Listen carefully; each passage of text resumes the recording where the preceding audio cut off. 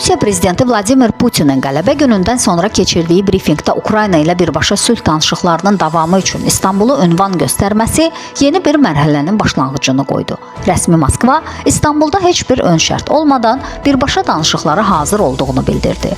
Rusiya dövlət başçısının sözlərinə görə danışıqların əsas məqsədi münaqişənin köklərini aradan qaldırmaq və tarixi perspektivdə uzun müddətli, daimi bir sülh yaratmaqdır.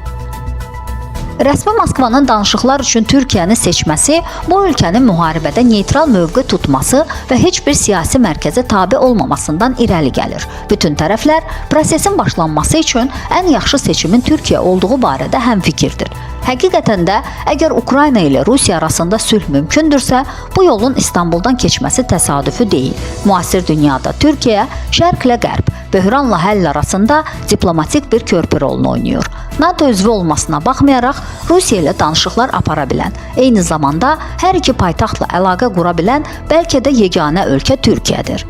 Mayın 15-də İstanbulda keçiriləcək görüşlərdə ehtimallara görə daimi və tam atəşkəsin elan edilməsi, əsir mübadiləsi və humanitar yardım dəhlizlərinin açılması, Ukraynanın neytral statusu və təhlükəsizlik zəmanətləri, taxıl dəhlizi sazişinin yenidən qurulması kimi məsələlər müzakirə olunacaq.